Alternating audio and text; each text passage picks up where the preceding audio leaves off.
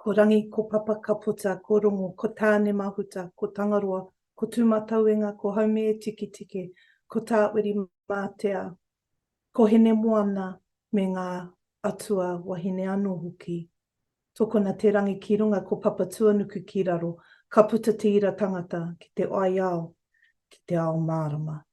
Whano, whano, hara mai te toki, haumi e, hui e, tāi ki e. E rauranga tira mā, i tēnei ata rāmere e mihi ana kia koutou, koutou ki ngā hau e whā, koutou ki ngā maunga, ki ngā awa, ki ngā taone nunui o Aotearoa me te ao whānui. Tēnei te reo o Taranaki e mihi ana ki a koutou, te reo o tūtama wahine o Taranaki e mihi nei, nau mai, rarau mai, whakatau mai rā. E mihi ana ki a koutou, me o koutou kāinga, me o koutou mate kei runga i tīna o ngā kāinga o tātou. Haere, haere, oki oki rā.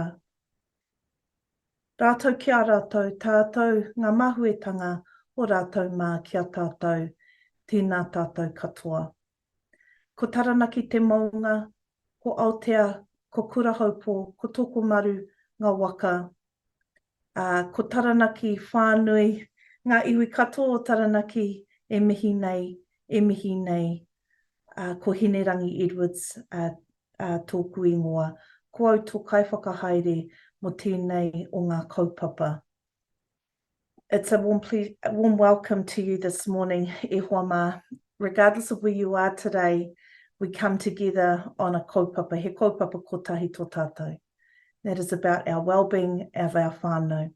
I acknowledge tūtama wahine o Taranaki who have brought us together today with the support of Te Ara Tupu, Pūranga Kura, Te Whare Wānanga o Awanui Ārangi, Te Puna Oranga, Te Atawhai o Te Ao, Māori and Indigenous Analysis Limited, Kakariki Consulting Limited, Te Whānau o Te Rau Aroha, Lalanga Training and Consultancy with funding from MB. My name is Hinerangi Edwards. I'm a director of Aotea Solutions, and it's an honour to be here on behalf of Tūtama Wahine o Taranaki. Our kaupapa today, our tikanga for our session today, e hoa ma, is you have joined us, and it might feel weird. You cannot see who else has joined us today, but we have many practitioners who have joined us, researchers, whānau members who are keen to understand about the prevention of violence in our whānau and the causal issues that enable violence to be prevalent in some of our whānau. At the moment, we have over 70 participants online. You won't be able to see each other in this webinar, but you will be able to use the question and answer function, which is at the bottom of your screen in the toolbar down below, and it says Q&A. Please feel free to type in your questions, and you can click the tick that says anonymous. We will be going through the questions and answers during the session, and we will be working hard to ensure that your voice is heard and that our amazing panelists in this series of webinars will be able to answer your questions. This webinar will be recorded so that it can become a support tool for those of us in the field who are wanting to glean into the likes of Linda Tuhiwai Smith. I mean, e hoa ma, e te whānau. How fortunate are we to have this mare kura with us presenting today. We also have Cheryl Smith and Leonie Pihama presenting at later sessions this beautiful Friday. We have 9 sessions in total on each Friday for the next 3 weeks. So whānau ma, you can also enable closed captions should you be hearing impaired or that you want to be able to read and hear the kōrero. And to do that, we have I think we have put it into the chat, so you'll be able to click on that button and get further information on how to enable your own closed captions. E te whānau, we have 9 sessions, 3 sessions today, and the first session this morning is contexting violence upon Māori and Indigenous people. Our presenter is Linda Tuhiwai Smith. I'm supported by Sophie Clement, who will be supporting on the tech side of things. If you have any questions or support needs, please use the Q&A or also go to the invitation that you received to join, and we'll try and help you along the way. We thank our sponsors as well for enabling this research to be disseminated in a way that gets to a wider audience. At the end of our session, e te whānau, there will be a short survey that we will pop up into your chat function. We'd really appreciate your feedback so that we can ensure that kaupapa like this continue to improve in its ability to meet your needs. So please do take the time to answer just a few short questions to help us at each session. If you are in need, e hoa ma, of someone to talk to about your own experiences, then there are some organisations that you can connect to help. Not only does Tū Tama Wahine support in a myriad of ways, but also those organisations that have supported us today, whose logos we showed earlier, but also the Family Violence Info Line. The number is 0800 456 450. The website Are You OK, which is www.aruok.org.nz, has contact details for support organisations and services across Aotearoa, and Māori Oho, which is a kaupapa Māori website for sexual violence resources. E te whānau, it is my privilege to be introducing you to Professor Linda Tuhiwai Smith of Ngāti Awa Ngāti Porou. Why Linda doesn't really need an introduction. For most of us, we have been learners, seen and unseen, of her amazing mai on kaupapa Māori methodologies, and supporting us to feel comfortable in our own skin in whatever spaces that we have been in. She has lived many careers and many lives. She's a researcher, a mentor, a supervisor, a writer, an educator, and also supporter of kaupapa such as Awanui Arangi and many others. Her book, Decolonising Methodologies, Research and Indigenous Peoples, has been an international bestseller since before some of you were born, I might say. The first publication was in 1998. E te rangatira whai Linda, tēnei te mihi ki a koe, harikoana te ngākau, te noho ki tō taha I tēnei ata, and it is, for many of us who are on this call, and there's over 80 people now, we look forward to hearing kōrero from you today. So I'm going to close myself off so that I can give you all the space and time to present. E te whānau, whai Linda will be presenting for approximately 50 minutes to an hour, and then we'll have half an hour of questions and answers. So please use that function and ask the questions that you wish to ask of this mārei kura. Tēnei te mihi kia koutou, kei a koe te wā I te rangatira. O tēnā koutou katoa, aha koa, no hea koe, kei hea koe, he mihi ana kia koe, me tō whānau. Ai, ko Linda ahau, no Ngāti Awa, no Tūhourangi, no Ngāti Porou ahau. Greetings, everyone. Pleasure to be here. Very daunting to be the first up speaking, in this webinar series. And I think I get to do the more routine things of introducing the kaupapa, and the really juicy bits are going to follow. But hopefully we can start off this webinar series with, I guess, some of the background to the project that we have just completed, the way we've gone about doing it, and why that has been important to us. And then the second part I really want to talk about is, you know, how we frame violence when it comes to whānau violence, sexual violence, interpersonal violence, you know, all these sort of terms that are used. And the reason framing is important is it shapes the discourse, it shapes the dialogue, it shapes the way you might think of causes, and also the way you might think about solutions.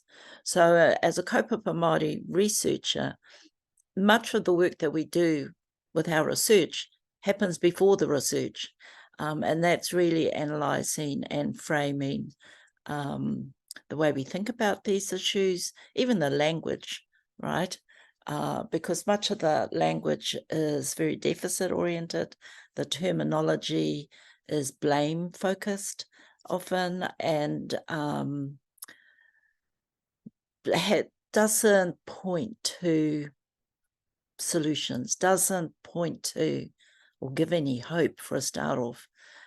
So I'm going to share a PowerPoint, and I just want to reinforce what Hinerangi said. This is a heavy topic, and I know a lot of people know a lot about it and have lived experience of this, maybe practitioners in this space. I can't see you all, but I work on the assumption that all of you bring a great deal of knowledge. And so what this is, I think, in our webinars is really a kind of a conversation through a virtual kind of platform. And hopefully you'll sort of frame your questions for the Q&A and comments, and I look forward to engaging with those in the third part of this webinar. So I'm going to share the screen now. So my slides, number one, there's quite a few words on them. I just want to alert you, trigger warning. Number two, you probably see the slides, not necessarily me, but I need to kind of take you systematically through this process and introduce you to the team and lay out some of the sort of key elements of our project. And I think it's really important to get that in order to understand all the other presentations that are going to follow. So let me just...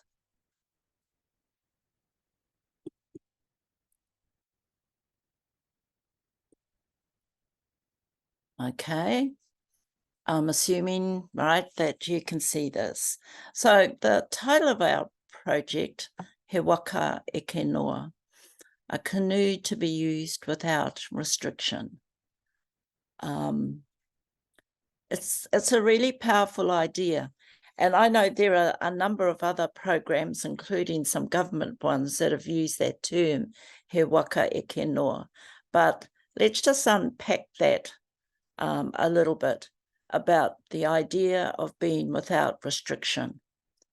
And there's a number of things. One, when we're using a waka metaphor, it implies movement.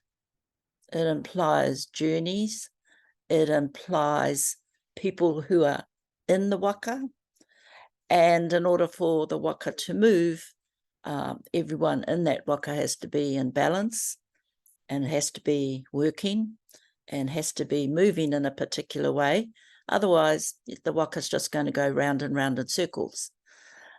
The other idea, though, is about without restriction. What does it mean? All right, without restriction. And it seems to me that means, you know, in a way, everyone can participate, that the kind of social structures that might exist on land that keep control are different in a waka. Everyone has to participate. Everyone is in the waka, or you're not in the waka. Are you in the waka? Because if you're not in the waka, you're not going on the journey. And so that's the name of our research project. And I think it's a very powerful idea, and it's why others also use that concept. So it's the name really of a research project that was funded, and our principal investigator is Leonie Pihama, who will speak to us later in the day. So it's a Kaupapa Māori project. We use a range of methods, and there's a number of kind of innovative elements in what we've tried to do. Previous to this project, there's been no actual prevalence study of family and sexual violence for Māori. It's often been assumed, you know, in terms of statistics, in terms of the reach, and really the fundamental knowledge we need to know. There've been no real, you know, comprehensive studies of cultural approaches from Māori community perspectives, and nor have there been really systematic efforts used to document our perspectives and look at ways in which they strengthen the prevention part and the intervention part. So one of the reasons obviously it was funded is because it addresses significant gaps in knowledge. And so that was the purpose, or, you know, our big vision for the project. And we've only just wrapping it up. So this is part of the wrapping up the project. So it's, I guess the other context I need to give you is we've had to carry out this project during COVID. And I might talk a little bit about the methods we've had to use for that.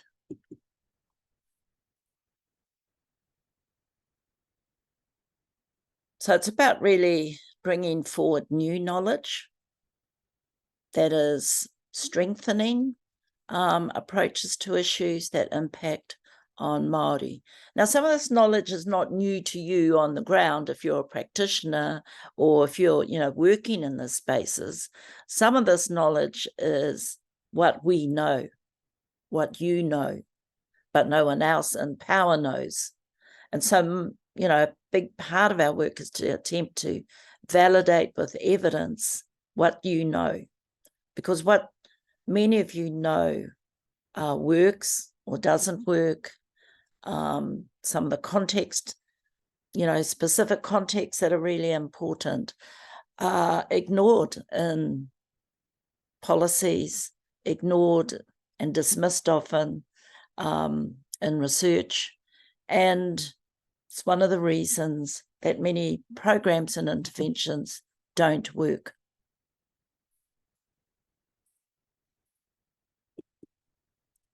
So just in terms of our research aims, we're really looking for sort of explanations, cultural principles, and strategies. I mean, those are the three key ideas that we were sort of aiming. And what do I mean by, you know, well, explanations is just clarifying, you know, what do people mean? The cultural principles are often, you know, embedded in knowledge that our participants and our communities often take for granted, but they're principles that drive behaviors, they drive value systems, They drive belief systems, a way in which people understand their lives, often informed by these principles. And then, of course, strategies implies something a little bit more strategic, more kind of active, where people exercise a great deal of agency, decision-making, choices that they might make even when faced with little choice.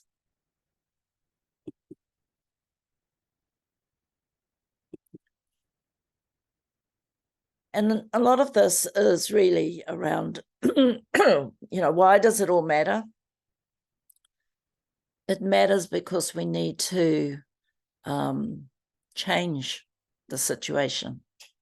We need to transform not only what has been experienced by our whānau, but transform the whole system that deals with that, right, that attempts to address it, because it's not working. That would be the brutal truth of it. It's not working. Our experiences aren't changing. The statistics aren't moving.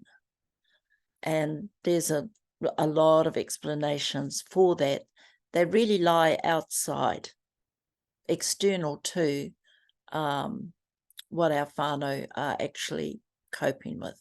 So we do have to influence policy, government policy. We have to influence the way social services are provided in this particular area of family and sexual violence prevention. But we also have to influence wider societal views, all right? There's a high tolerance by wider New Zealand society for Māori to not function.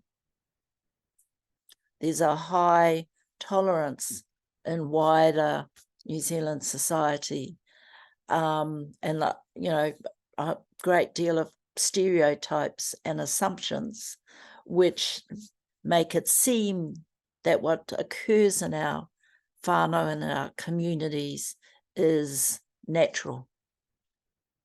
That's how we are, and we get what we deserve. That kind of attitude is very powerful, and it drives the way decisions get made, the way elections get debated in the public domain, as you've just witnessed, and then the way those ideas which are hostile to us are then implemented into policies and practices that further exacerbate the problem, that make it worse for us. So our methodology, we're Kaupapa Māori researchers. We use a range of methods or tools or ways of going about doing research, but we're informed always by these sort of fundamental principles that we work off. And, if I just collapse it into very simple terms, if we put our people in the centre, we put our knowledge in the centre, our cultural principles, our stories in the centre, and we use that then to look outwards, to drive the kind of questions that we have, put our people there first, and then look outwards for how we might think about the research. We don't, as many other research approaches do, is put all the existing research in the centre and use that to drive questions, right? Because if we did that, we'd just reproduce the whole deficit orientation to research. And we don't regard that as useful. In fact, we regard that as harmful. So it's putting our goodness in the centre, our principles, the things that we value, and understanding that in quite a critical way, understanding the sort of push and pull factors that influence our lives, the sort of socioeconomic, historical context that influences our experiences, but that's all in the centre. And then we use that approach to think about, design, analyse, research, and then come up with the sorts of research methodologies that we want to use. By doing it this way, we're also including in the centre different voices and different experiences, and I'll come to that in a later slide. Some of you, I think, online will be researchers, and this will be familiar to you. Some of you might be just community people interested in this kaupapa, and this really just spells out what we did, the sort of analysis of relevant literature. We interviewed people, and we were doing this under COVID, right? So there were like lockdowns, and then, you know, there was a window of opportunity where we could maybe go and interview someone face to face, and then we were in a kind of a lockdown again. So we aimed for 60 interviews of whānau and individuals. We conducted key informant interviews with those who have specialist knowledge. And then we conducted a national survey, which is really exciting. And I really encourage you to stay in the webinar series to hear Shirley and others talk about the prevalence survey. We also conducted regional hui in our communities across Aotearoa from the north to the south. We facilitated a national mini conference, which isn't really that mini. Some people would just say it was a conference, and quite a few people attended. And we conducted wānanga, which we called thought space wānanga, that brought providers together to wānanga, and I'm going to talk about that shortly. So we had a lot of different activities which we carried out over a 2-year period on and off during lockdown, and what we're reporting on really today is, you know, what we did and what we discovered and found. So here's our amazing team. So Professor Leonie Pihama is our lead. At the time of the project, she was at Ngā Wai Te Tui, and her, look, I just really want to shout out to Leonie because she's amazing, and she's partly really amazing because she manages to get us all to do things when we're meant to.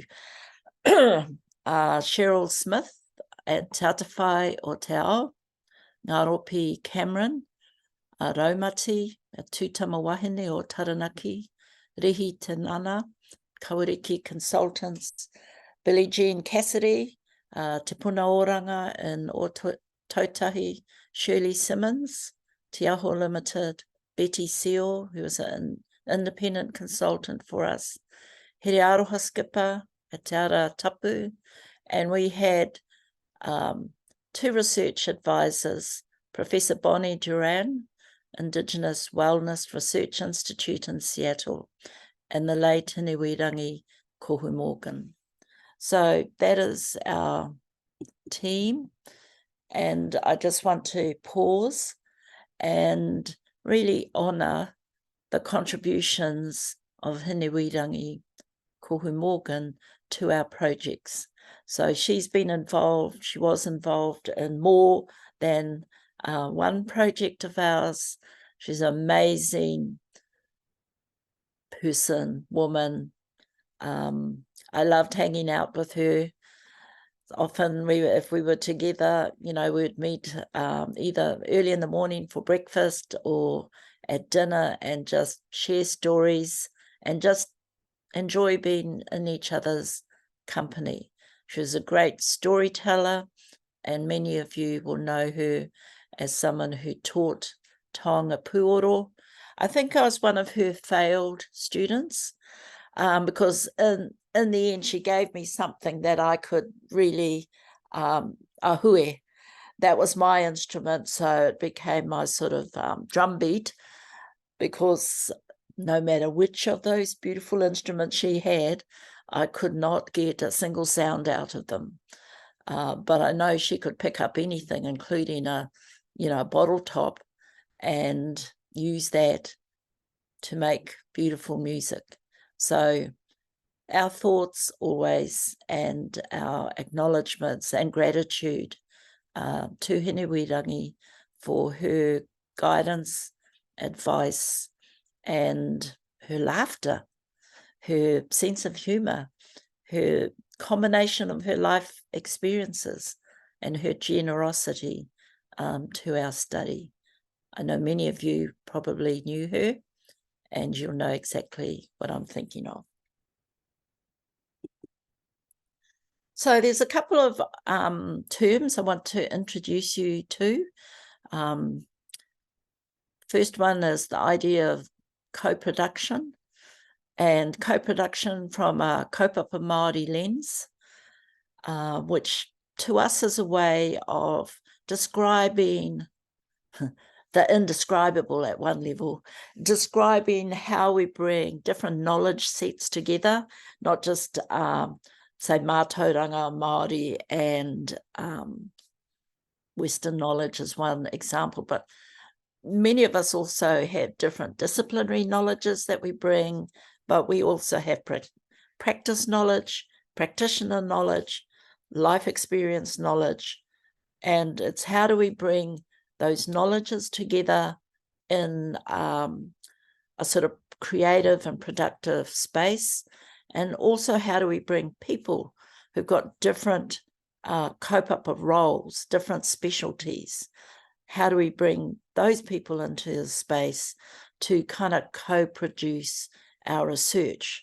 Because, it could be kind of chaotic, or it could be, you're just managing lots of different ideas, and you could sort of end up not really making that much progress.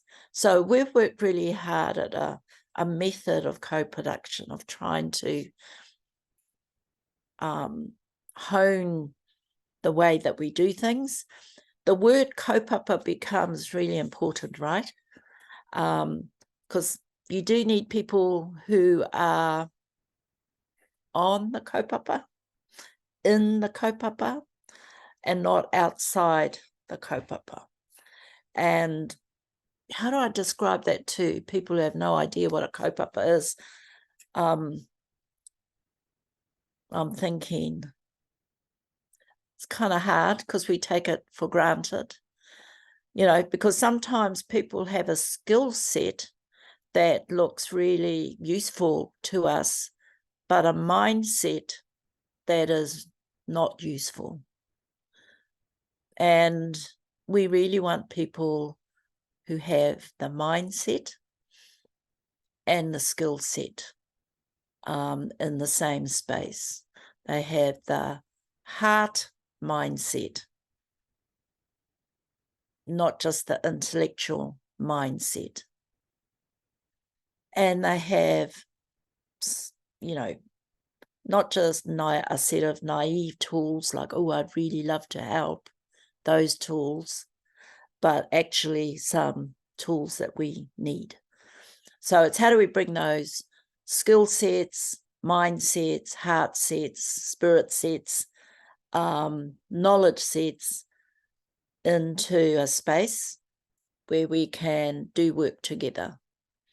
And, it's become really, it's become a thing for us to try and do this work. And, once again, Leonie's really good at managing us all.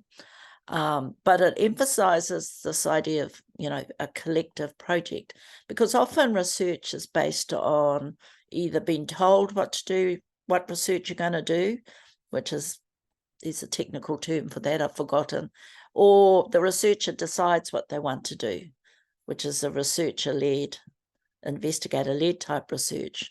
And we're trying to redesign that model as well. So it's a collective It's an organic-led research.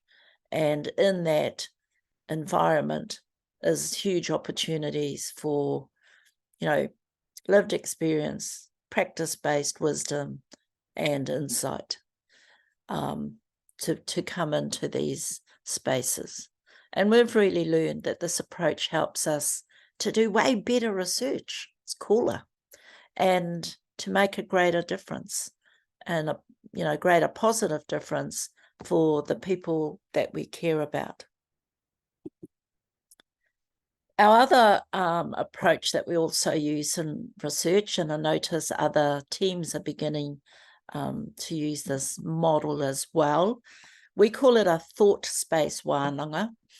You know, many of you know wānanga has a long, hundreds of years long tradition. It is what Māori did in the past, and there are different ways in which that's now expressed in our contemporary world. And we've sort of thought about wānanga, we've conducted and experienced many over the years, and honed that down into a space, excuse me, that we call a thought space wānanga, a space to think, a space to engage in thoughtfulness, a space to be thoughtful in, a space to influence thinking in. And it's a way to bring together communities, practitioners, policymakers, decision makers, service providers, you know, people outside the immediate research team in a wānanga process.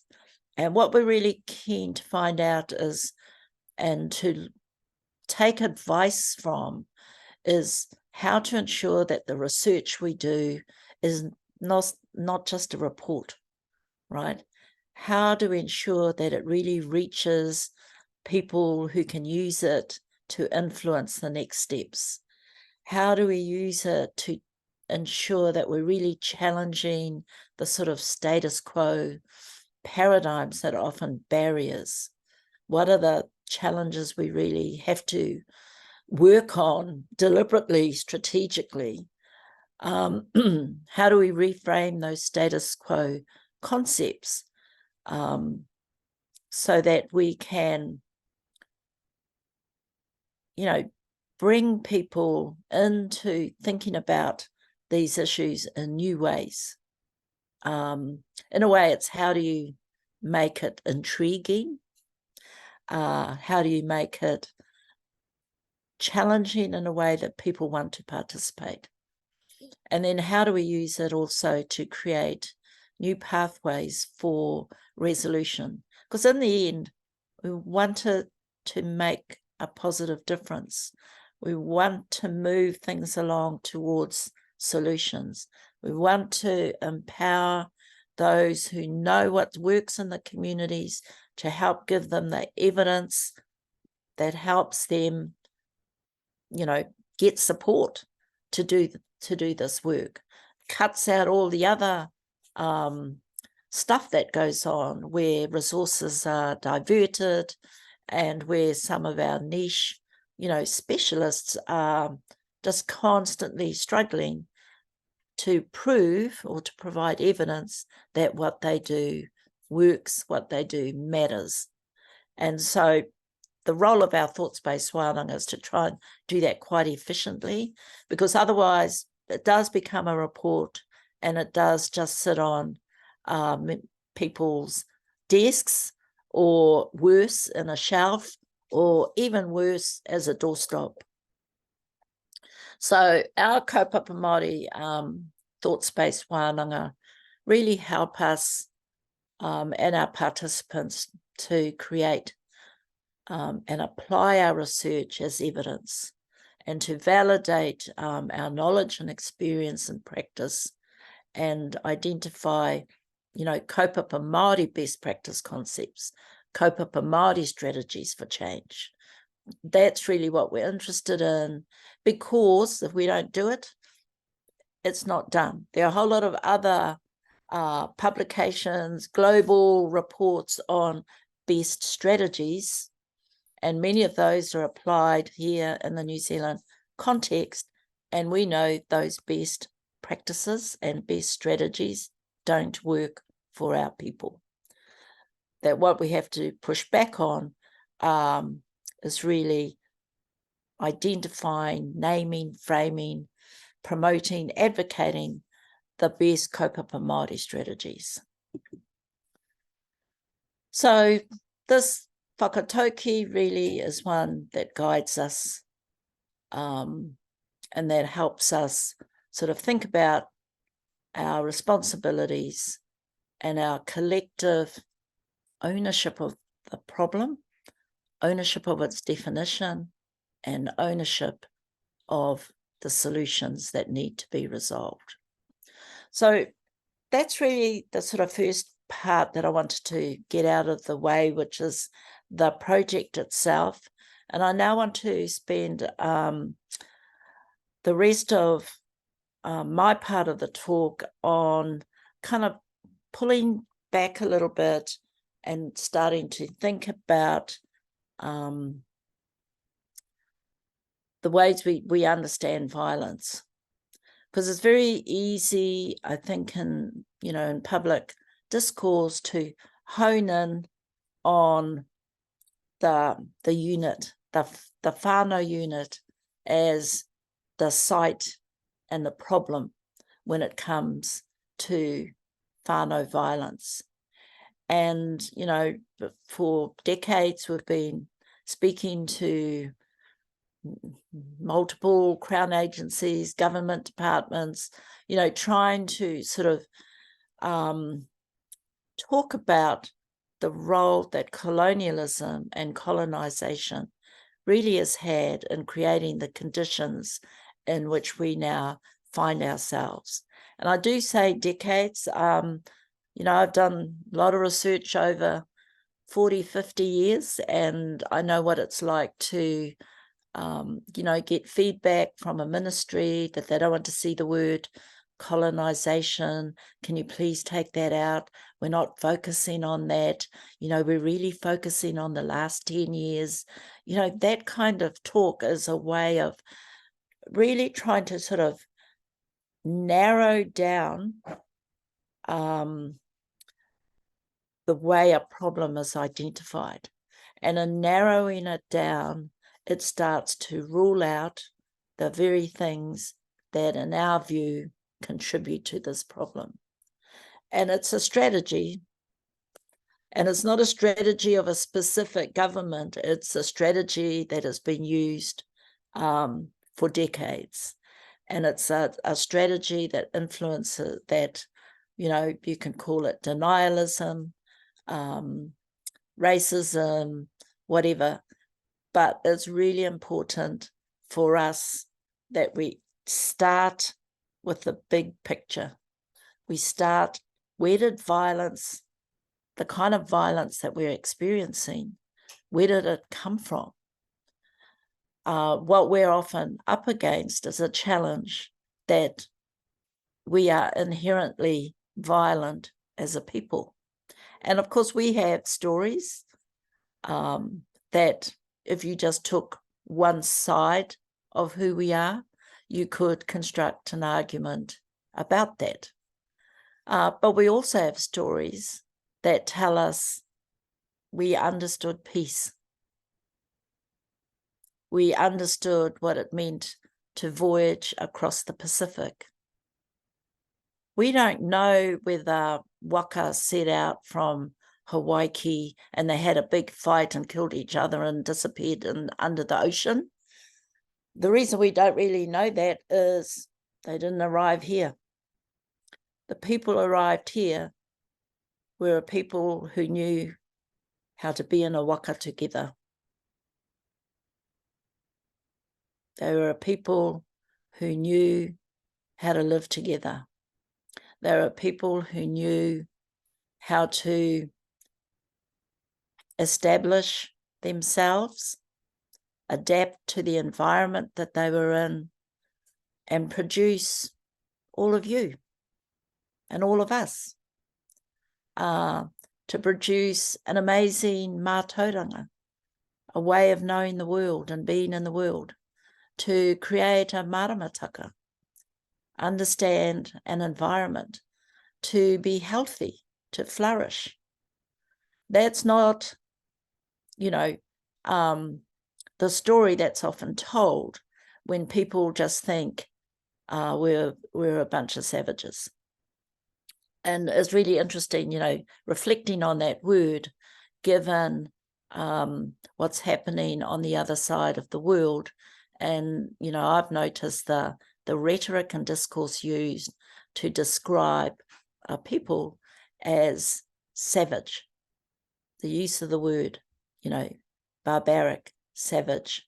It's still a word that's used to condemn, to kind of separate one people as being morally inferior from another who see themselves as morally superior and therefore justified in taking actions that are actually morally inferior, if you kind of get that argument. But those, in other words, those discourses still swirl around in the world, and they still swirl around here in Aotearoa. And those are discourses that paint us into this picture of being sort of inherently violent. Our culture is violent. Our people are violent. Colonization, therefore, saved us from ourselves. Otherwise, we wouldn't exist. And, you know, I'd love to say that those ideologies are not, you know, are dying out, but they're not dead out yet. So we have an awful lot of work to do. So in the framing of our project, I'm just mindful of time, we've started with the this wide context, the historical and intergenerational legacy of violence that's rained down upon our people through colonialism, through colonization. It's a violence that, you know, obviously it has kind of all the elements of the way we might think about violence. But there are subtle violences that I think people forget. The violence of language, of the way terminology is used and has been invented to frame our existence, our imaginations, the way we think about ourselves. You know, often that's a greater violence because it's in our minds. So that kind of violence. The violence that exists inside things that we've been assimilated to believe are good for us. For example, the violence in the principle of freedom of speech. All right, so that's hugely contentious at the moment. What does freedom of speech mean? Because for some would argue they can be as racist as they wish because they have the right to the freedom of speech. And what does it mean?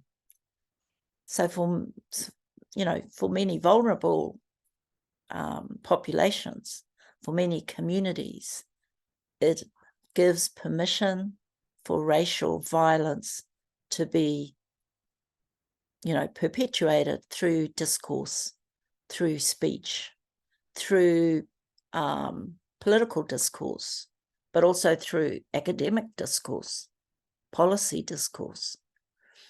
So that sort of level of violence, I think, is really subtle, and we try and get to that through our prevalence study.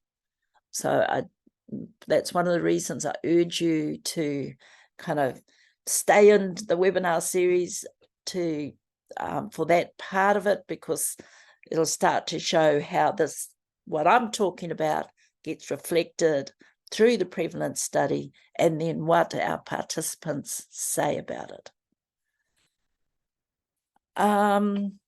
Right, where am I? So I just want to kind of reinforce some basic principles, and then we can open it up for questions in a rangi. So just reminding us, I think, of the fundamental principles of relationships, you know, that are embedded in whakapapa. The older I get, the better I seem to be at holding certain clusters of whakapapa together. You know, some people naturally are able to get all those whakapapa relationships. I've had to do it in little groups, but what I've learned over recent years is how wondrous our whakapapa are, how amazing, how many stories are embedded in them, but also how far our people travelled. You know, how complex our whakapapa are. How interesting they are in terms of the way they might circle back, or the way they might move forward into new relationships. But we've built a society on whakapapa. We've built a world. We've built a cosmology, really. Our cosmology is based on whakapapa. Our relationships to the whole, everything that's ever created is based on the concept and the principles of whakapapa. And so when we're thinking about the sort of well-being, what does it mean to get beyond you know, having to experience violence? What is the vision of well-being?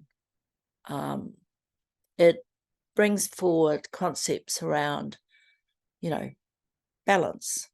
How do we reinforce balance? How do we ensure well-being for the future? I mean, I think that's so important. If we don't address some of these problems in our lifetime, in my lifetime, then 2 more generations down the track will probably be saying the same things, because we haven't addressed the fundamental issues that we can address in these generations. You know, that's what we really need to reinforce. These are not unsolvable. We can address them. It's really important to hold that idea that it's not hopeless. And I think I'm nearly at the end. So just to kind of reinforce the international context in which we operate, it's one of the reasons we have Professor Bonnie Duran on our project, and we have international advisors on all our projects, is we don't experience these things alone. We're not shy about using the tools that other Indigenous peoples have designed to understand racism and oppression, the analytical tools, because their experiences, you know, they're different, their context is different, but there's some fundamental things about colonialism that all Indigenous peoples experience, maybe in different ways, but it's the same idea, it's the same ideology, it's the same structures that are put in place. And I think, you know, this idea of slow violence, slow, cumulative, over time, can be out of sight, can be delayed, can be sort of bedded down and becomes a taken for granted kind of thing that's experienced across time and space. And we really need to get into that to understand the different ways people have framed these understandings of violence, and to break out of that. That's why putting ourselves in the centre, putting Indigenous peoples in the centre, kind of helps us really get to a different vocabulary, get to a different paradigm of knowledge for thinking about the issues that our research really is going to address. So I think, Hinerangi, I'll stop there and see what kind of interesting, fascinating questions people have. So I'm going to stop sharing. Oh, tēnā no koe, Whainanda. We have had a flurry of comments and pātai in the Q&A, and I just want to go to one of those, and that is, we as a society, this is more a comment, but perhaps you could share your thoughts about this comment. We as a society are not even talking about societal violence towards our whānau.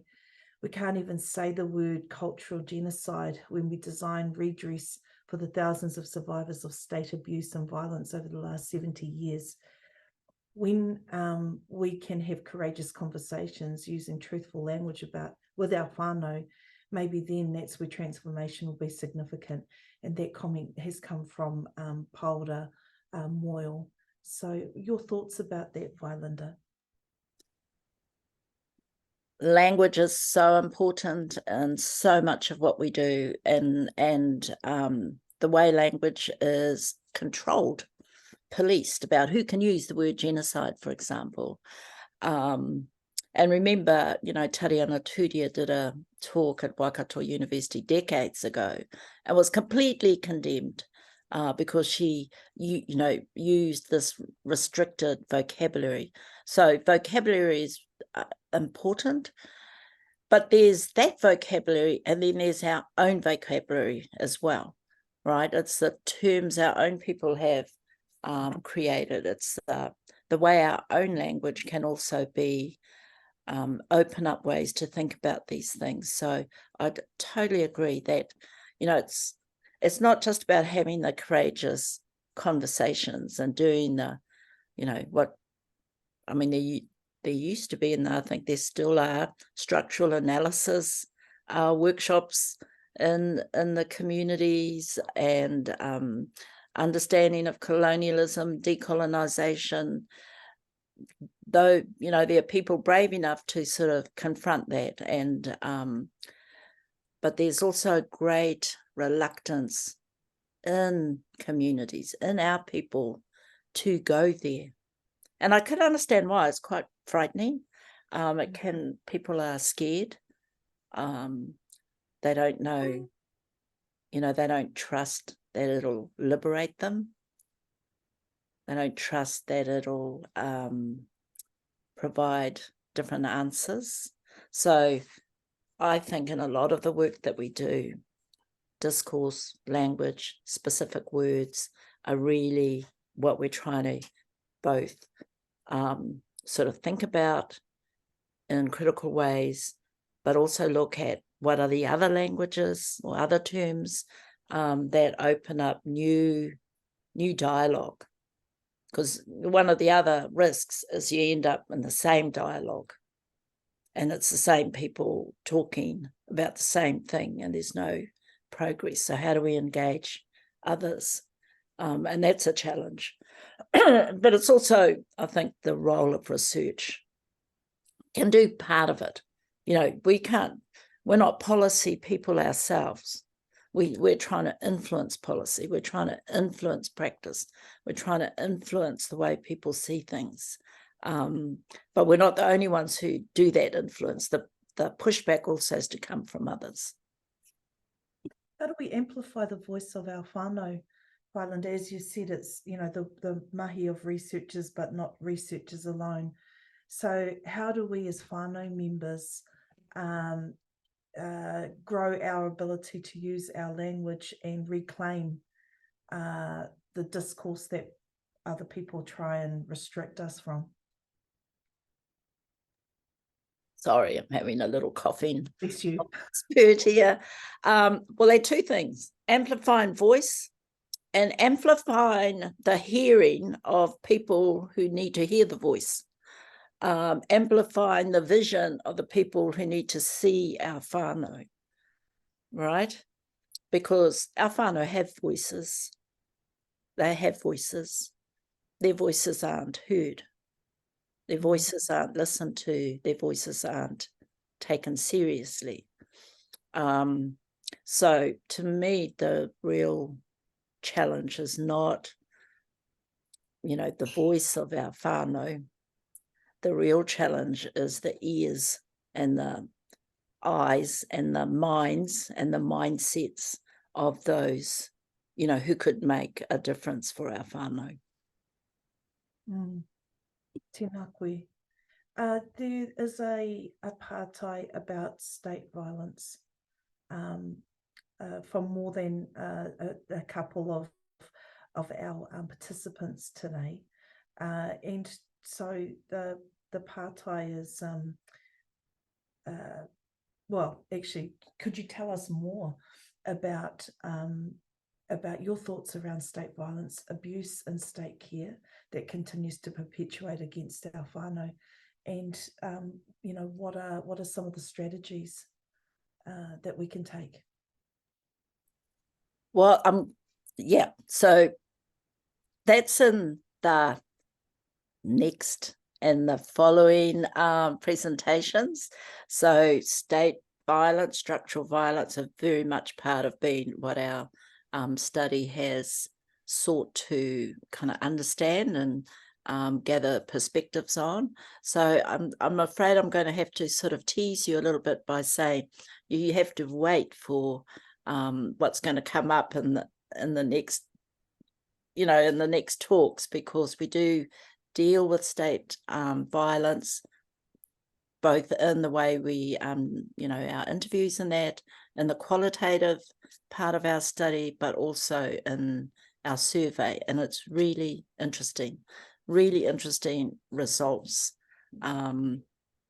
about the role of the state, and the state not as a monolithic structure, all right, because it's easy to see the state in this sort of abstract sense of a monolith, but breaking that down into elements of the state, particular agencies of the state, for example. So we have some quite exciting findings about that.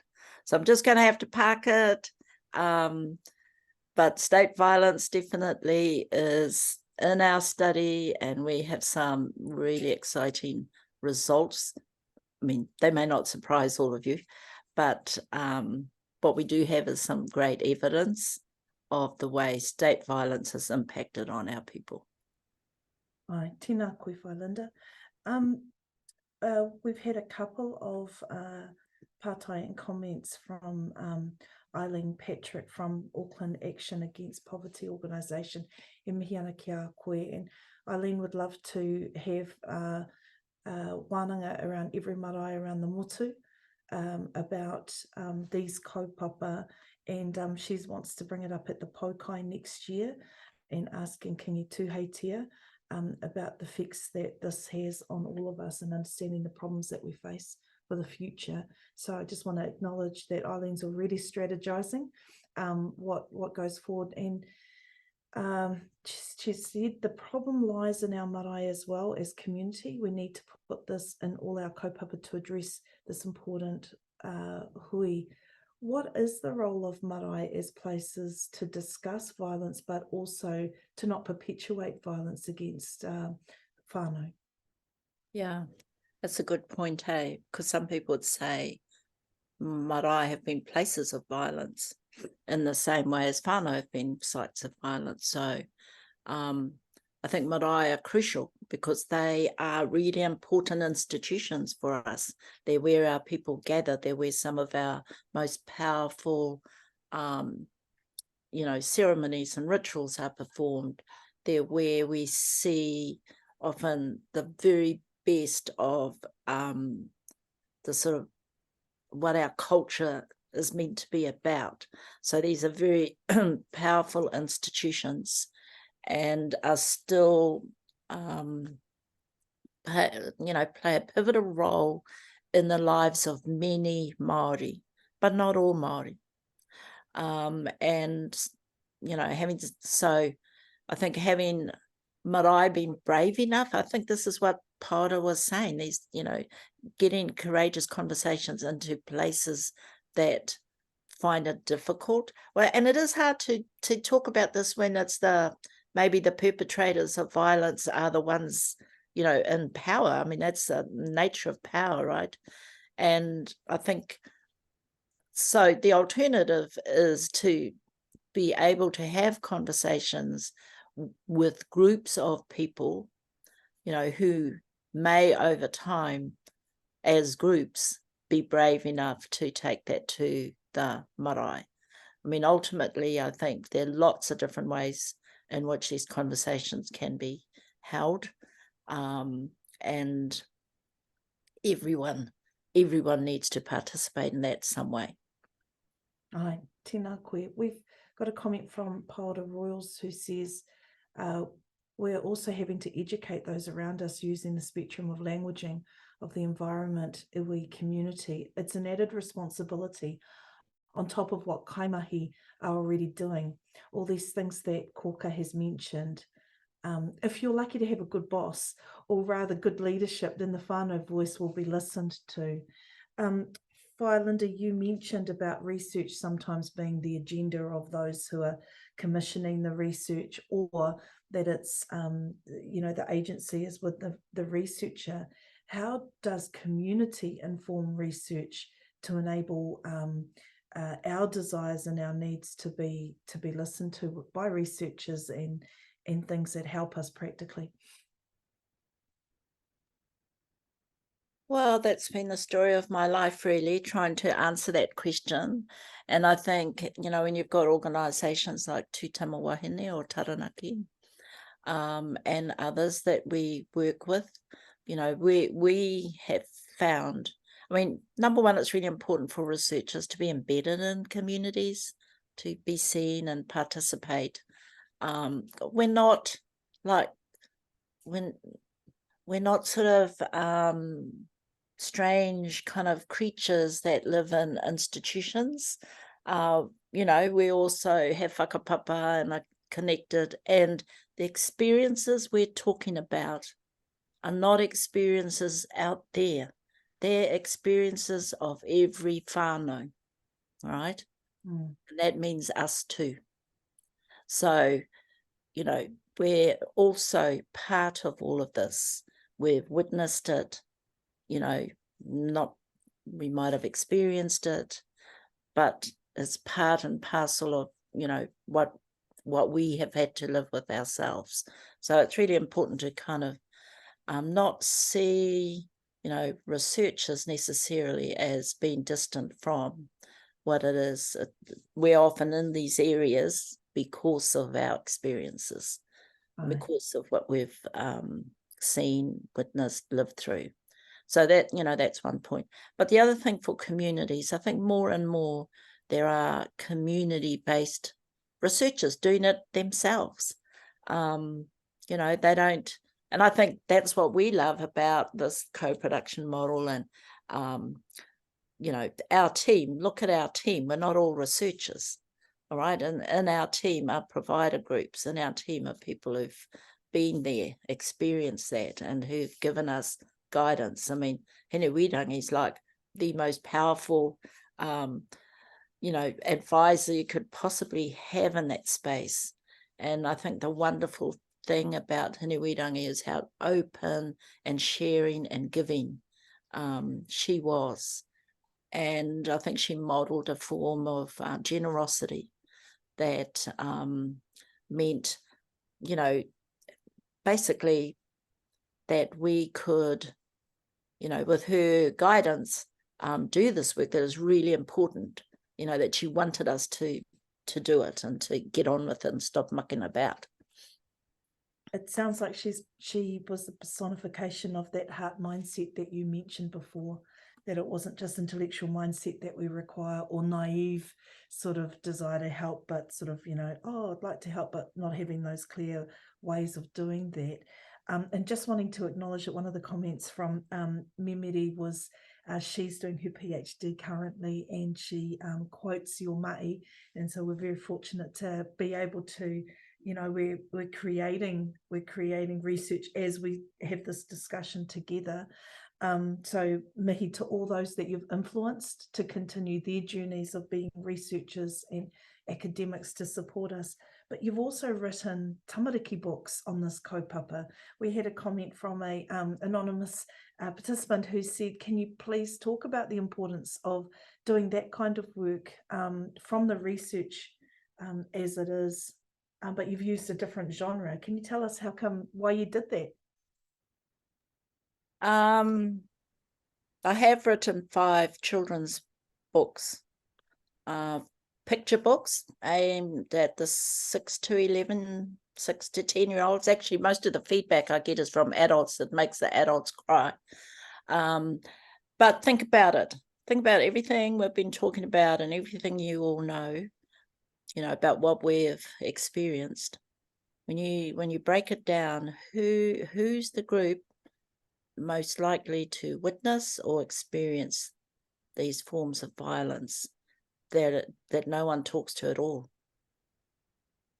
There's children, and children are removed, right? And then they experience other forms of violence. That's the state violence that was mentioned earlier. And then ask yourself, who talks to these children? Who helps them process this, what they've seen or what they're experiencing, what they see their parents go through or their mothers go through or their papas go through or their siblings go through. Adults are often the biggest gatekeepers to what children need to deal with. And there are different reasons for that gatekeeping. Often adults themselves are busy trying to process things. Adults don't necessarily have the language, the confidence, the belief that, they can do something about this. So there are different reasons that adults think, oh, children can't handle this stuff. That's often a common thing that maybe, professionals might think, oh, children can't handle this. Well, actually, children handle it every day, but not necessarily in helpful ways. Often in ways that if it's not dealt with, it becomes an issue they carry into adulthood. Then it starts that cycle, that reproduces that intergenerational cycle. So these children's books I wrote, actually they come out of all our different projects, the Oranga project, the He Waka Eke Noa project, the He Poipoia project from Tūtama Wahine. And they're just a way to use the genre of children's literature, but also to try and talk directly to children. Thank you. Tania Aroha has a pātai. I'm thinking about the hidden violence of our largest workforce in nursing through unsafe cultural practice, racism, and bias that comes mainly from the mindset that continues without accountability from the regulatory body. How do you see this mahi informing that space? Ngā mihi nui. Kia ora, Tanya. Good question. I mean, not just that workforce, right? I mean, violence is across society. It's not a Māori problem. In fact, if you look at the other research, which is about victims of violence, Māori are more likely to be the victims of violence than any other group. So New Zealand is a violent society. We need to kind of get to grips with that. And that, that violence is not spoken about, but it is imbued across all our systems, all structures, whether it's in different sectors, different industries, you know, it could be in the arts as much as the sciences, could be in any institution. We have a language of violence that we use in New Zealand that you don't hear necessarily in other places. We've normalised a lot of violence. We've normalised behaviours, you know, that, and it starts, yeah, it can be in school, it can be at home, it can be in the community, it's all over the place. I think the way it impacts on Māori, though, is really, really different, because it hooks into what I talked about earlier, this sort of cumulative memory and intergenerational experience of violence. So it sort of fuels that in a particular way. But white settler societies, colonial societies, generally speaking, and we're speaking about the US, Canada, Australia, South Africa for the most part, and New Zealand. If you think of those settler societies, they're all built on violence.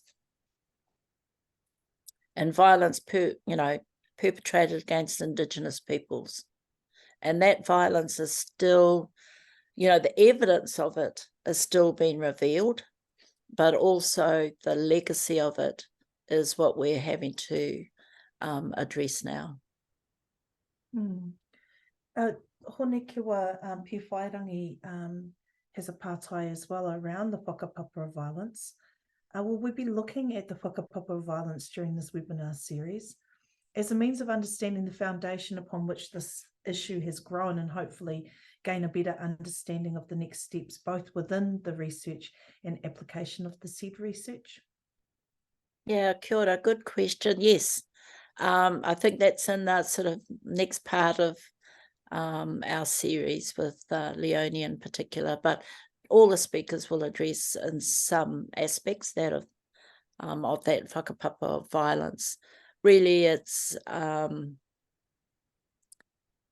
mean, at one level you can give it the word whakapapa, whakapapa of violence, a sort of a genealogy, if you like, of how violence has morphed into modes of violence, forms of violence, and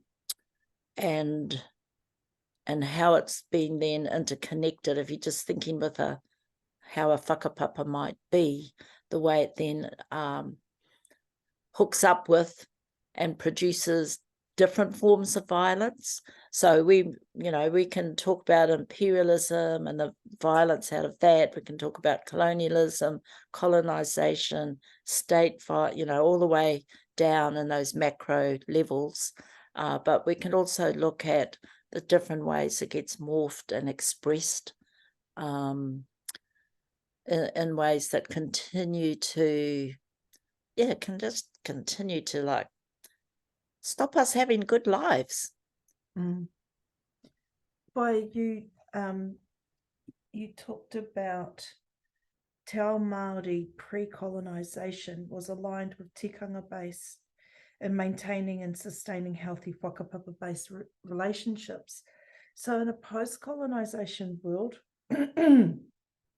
how does tikanga help us to heal from violence and heal our relationships, which can manifest in some really nasty, who wants to take your tamariki to a hapuhui sometimes when you see this kind of ngangara that's sitting right in the middle of whānau.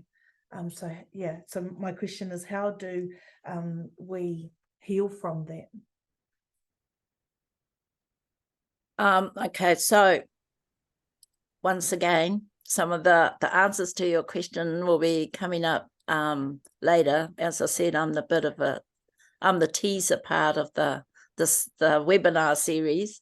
So we do deal with some of the, I guess, perspectives that we've received on those issues. Wherever people are, right, in my sort of world, academic theoretical world, there's always power. Where there's power, there's always potential for that power to be abused. You know, power in itself, I don't think is either good or bad. It exists. It's part of how people also live. I think tikanga also is a form of power, and wherever, you know, we assemble as Māori to do, to be, you know, in our own context, and that power dynamic is always at work. When you throw into that dynamic the history of colonialism, intergenerational trauma, intergenerational abuse, then that power dynamic is not going to be the healthiest it could be. I think it's really, I know, you know, we interviewed people who saw the marae, who saw tikanga as, you know, sites of abuse, sites of violence, sites of just, yeah, but like they will never go to the marae. But interestingly, want to create a marae for themselves that's safe. You know, so they still have this desire to live in the goodness of our tikanga, to live in the goodness of who we were, all right? And to do that, we've got to do so much work ourselves in ensuring that our own sites are safe and loving. And you can't just magic that away, right? It does take, what Paula was saying earlier, it takes courage, it takes leadership. It also takes modeling. Like, you can't just do it in one day. It's, I like the Native American idea of, you know, it takes sometimes 7 generations to restore balance. It'll take longer if we don't even try. But we can lose something. We can, you know, we lost our language basically in a generation. And now you look at the work. And isn't that awesome to have a kohanga baby now in Parliament? But look, you know, look at her. That's taken a long time to grow that one person and to grow that one generation. And they're a minority in their generation. They're not the majority. So, you know, that's what I mean. It is this intergenerational healing that we have to focus on. That's the work that I think we as Māori have to do ourselves. You know, that's not the work. I don't think you would want the Crown anywhere near that. I don't think we would want the state anywhere near some of that healing work. They do need to, you know, pay for it, the restorative part of that, but it's work we have to do. And thinking about having a kohanga generation coming into Parliament, how do we protect the tender shoots coming through? And of course, you know, she has also had personal violence afflicted into her home. There's a comment here, or a pātai from an anonymous attendee. Morena, have we considered whether the privileging of Waka migrant stories over the stories of our tupuna who were already present on these lands, how that aligns, that is aligning the migrant stories with the colonial settlement and settlers? Have we explored the tupuna stories of Patupaerehe, Te Kahui Rere, Uritaniwha and others? Cool question. Cool comment too. But remember, our waka stories, there's our voyaging stories. And then there was adaptation here in our stories. Because that, you know, waka was our main mode of moving around Aotearoa as well. So wasn't just those voyaging stories, but we have multiple stories. I mean, that's the thing that's really important to know, that, you know, I think the legacy across the Pacific is a magnificent story because the Pacific Ocean is the biggest mass on Earth, you know, and our ancestors are acknowledged as the best navigators in the world because of their abilities to do purposeful voyaging hundreds and hundreds of years before Europeans figured that one out. In terms of our other stories, I was just thinking of Patupaere just, you know, recently in our presence, the way we also, you know, as someone from Ngāti Awa, we have stories of, you know, always been there. And I know as someone from Ngāti Porou, we have you know, our Māui stories have always been there, always been present. So those are part and parcel of who we are. And we could grab any number of powerful whakatauki, powerful stories to inspire us in what we do. And he Waka Eke Noa is one of those. Ai, tēnā no koe. We have a comment from Whare Kupinga Keith. We can also look at whiro to understand misfortune and calamity, the house of whiro, and those in cahoots with whiro.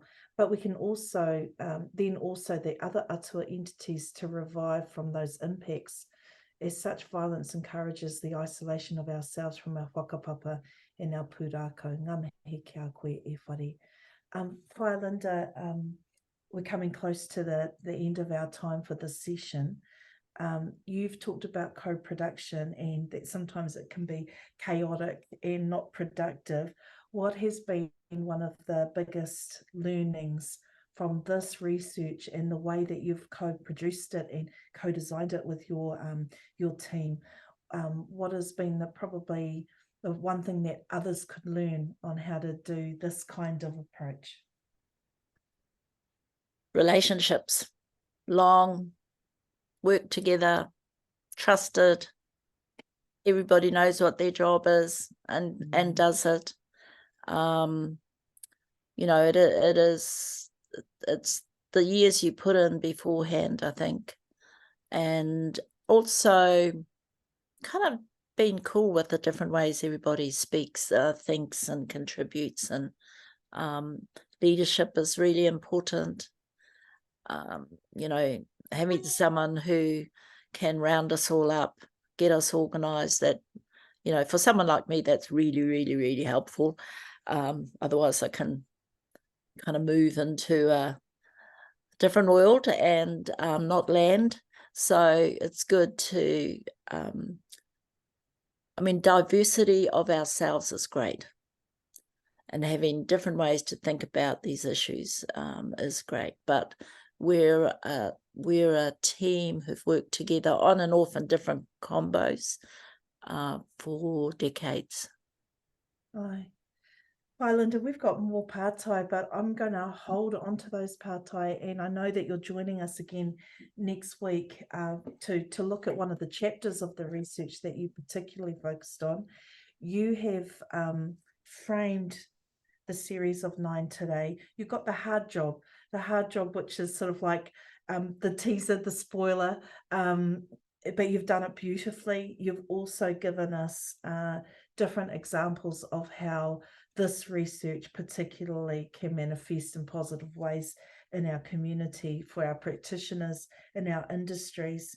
I'm hoping that our participants today can hear the energy of hope within the research, but we can't have hope without actually naming and languaging, and I'm surprised that this is the first research of its kind, and that things that have been built on this predisposition to say that we're violent people, or that we are in deficit as Māori, that this research says, as you've said, violence is across society. It's not a Māori problem, but we are the most likely to be victims of violence. I thank you so much for your time today. Do you have last comments for the whānau listening?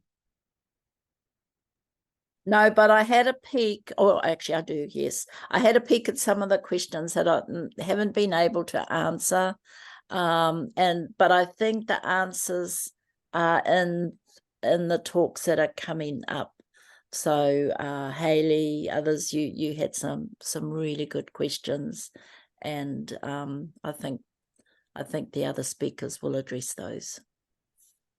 Thank you. Ngā mihi ki a koe e te māreikura, e te rangatira e whai kaha ana ki te kimi huarahi mō tātou o ngā kāinga maha o te motu nei. We look forward to being with you again. E te whānau, I hope that you feel that spending time listening to Whai Linda today is a highlight of your day. But I hope you come back to hear the other kai kōrero that we also have today, who will also be highlights. Our next session starts at 12 o'clock with Professor Leone Pihama of Te Atiawa Ngā Mahanga Atairi Ngāti Mahanga, and it will be focusing on the definition of family violence for Māori, intersectionality and violence.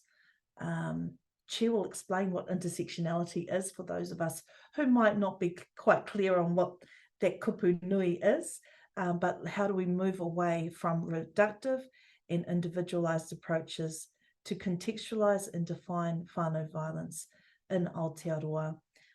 E hoa ma, mehe mea ka pā mai te taumaha o te kaupapa nei, te akina koe. Te akina koe, te akina tō kāinga. Do whatever you need today to put some love, some self-love to you. If it is to go for a walk, to drink wai Māori, or to contact some of those lines that we had shared with you earlier today. We'll put those again in the chat, www.ruok.org.nz, and also Te Oho Māori, which is a kaupapa Māori service, to Tama Wahine. We acknowledge all of the organisations that have contributed. Te Ata Whai o Te Ao is one of them. We acknowledge all of the work over many, many years that has enabled us to be together today. Kia whakakapi tō tātou kōrero i tēnei wahanga unuhia. Unuhia i te urutapu nui kia wātea. Kia māma te ngākau, te tinana, te hinengaro te wairua i te arataka tū. Koe ara e rongo. Whakairi ake ki runga. Kia wātea, ai rā, kua wātea. Hau pai mariri. Kia ora rai te whānau.